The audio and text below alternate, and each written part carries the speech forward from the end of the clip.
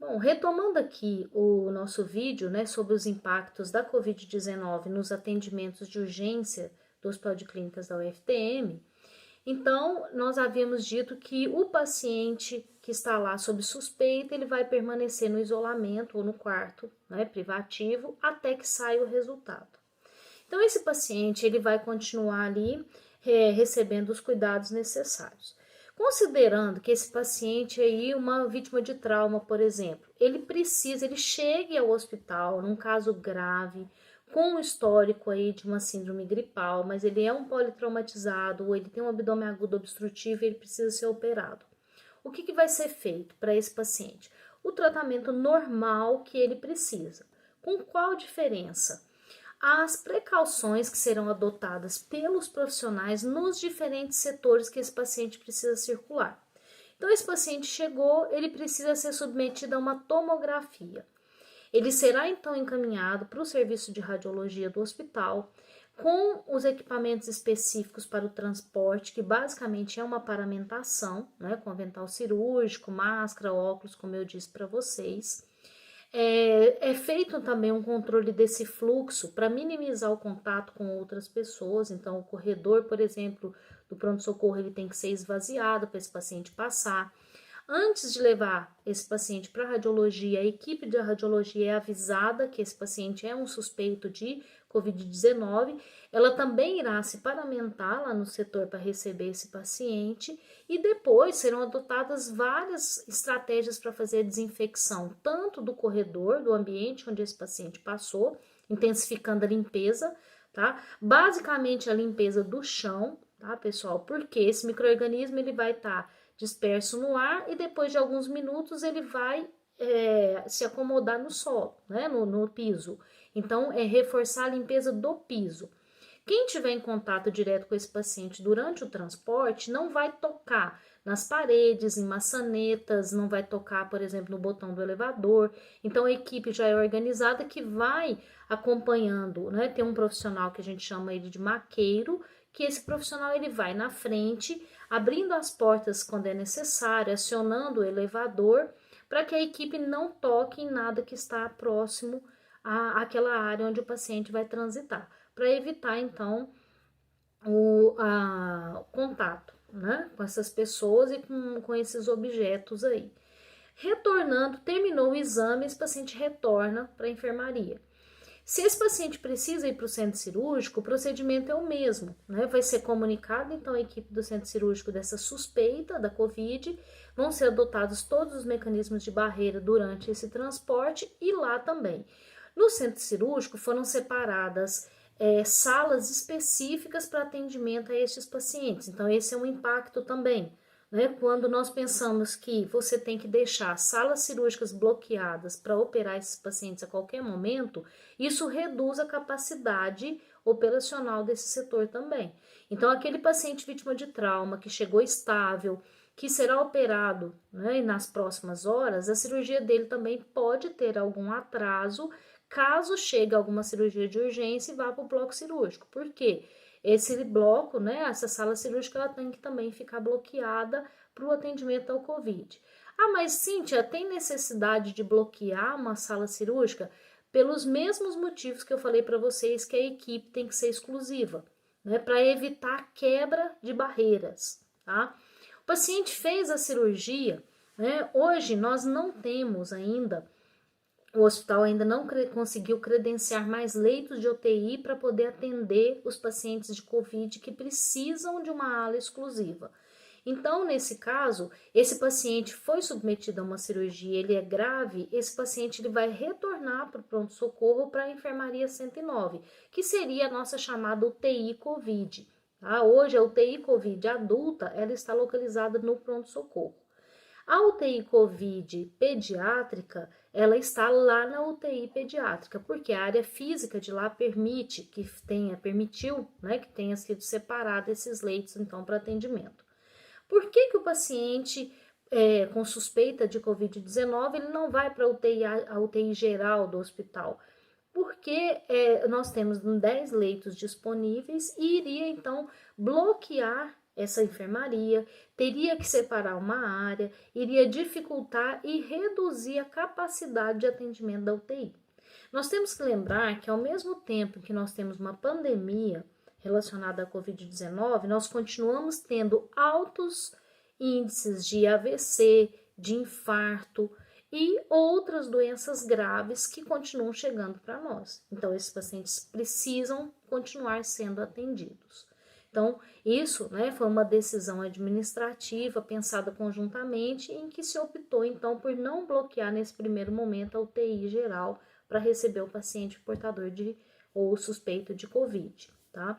Então, existe todo um trabalho que está sendo feito junto com a Secretaria Estadual de Saúde e a Secretaria Municipal para credenciamento de novos leitos de UTI que seria, então, utilizado para atendimento a estes pacientes. Essa área física, para vocês que já frequentam um hospital, ela está sendo organizada na unidade de neurologia, né, que já era uma área que estava sendo preparada aí para credenciamento de uma UTI neurológica. O que impede esse credenciamento? Basicamente, recurso financeiro. Né? O credenciamento ele é realizado pelo Estado. O Estado tem que autorizar a abertura de novos leitos de UTI de SUS no hospital. Fisicamente, nós temos tudo. Né? Vocês devem ter visto recentemente o pronunciamento da nossa superintendente, a ex-reitora, a professora doutora Ana Lúcia, onde ela falou que o hospital tem capacidade de atender até 54 pacientes graves. Sim, porque fisicamente nós temos essa estrutura, nós temos esses equipamentos, mas o hospital precisa, né, para ele se disponibilizar a fazer esse serviço, ele precisa ser remunerado, porque isso tem um custo. Então, no momento, o Estado ainda não credenciou esses leitos. Existe todo um apoio da Secretaria Municipal para isso, mas são recursos financeiros que estão acima aí da capacidade de tomada de decisão, tá? Então, de uma forma geral, para resumir aqui e finalizar, né, a nossa conversa, nós podemos dizer que o impacto da Covid no hospital de clínicas, especificamente no setor de urgência, foi na mudança das condutas dos profissionais ao receber esses pacientes, tá? Com a necessidade maior de adoção de medidas de precaução, utilização de equipamentos de proteção individual. E aqui eu já chamo a atenção de vocês. Nós que estamos aqui na linha de frente, no pronto-socorro, nós temos o tempo todo que utilizar dispositivos máximos de barreira. Então, vocês têm que utilizar um óculos de proteção, vocês têm que utilizar máscaras, luvas em todos os procedimentos que vocês forem executar, o avental. Por que a gente fala do avental cirúrgico, aquele aventalzinho branco?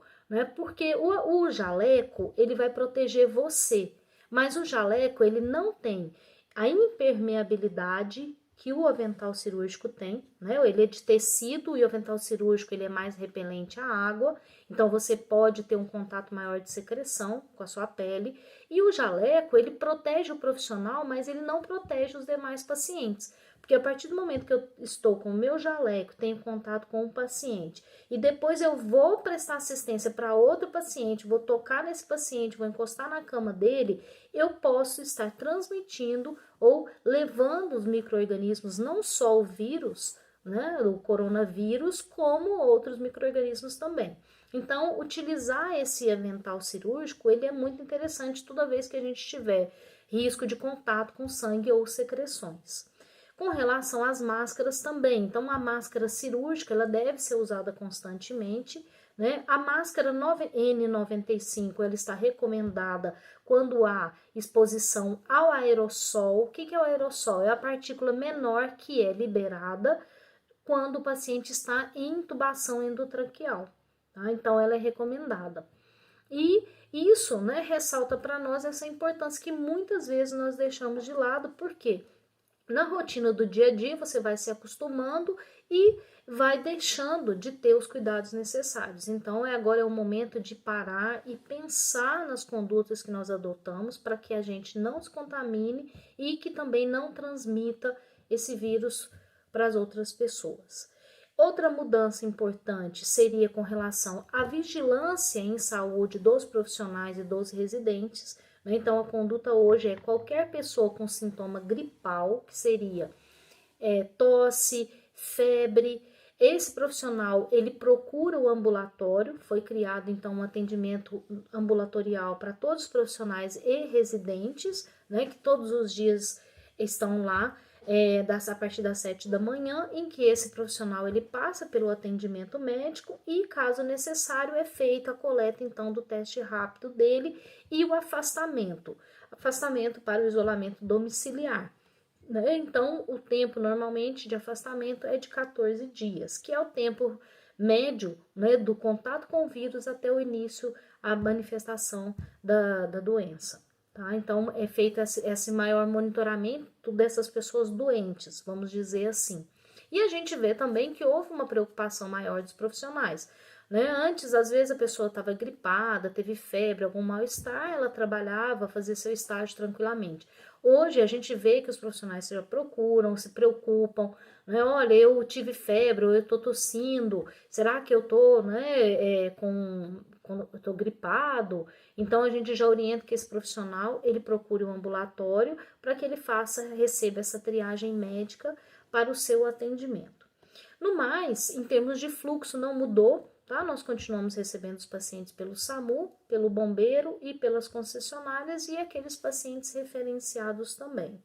E, para mim, né, um dos piores impactos que nós tivemos foi a suspensão, então, das aulas, a suspensão dos estágios e a impossibilidade de ter vocês conosco no pronto-socorro, bem como no hospital, e a gente aí, né, ter que dar um tempo nesse nosso convívio, nesse nosso relacionamento, que isso causa, né, um impacto também operacional no hospital como um todo. Vocês são parte da equipe, vocês ajudam muito, colaboram muito na evolução dos pacientes, na prescrição, então isso trouxe um impacto de redução de mão de obra, propriamente dito, né? E os impactos psicológicos que todos nós estamos enfrentando de ter que lidar com essa quarentena ou até mesmo, né, com a mudança dos relacionamentos, a impossibilidade de contato, distanciamento social.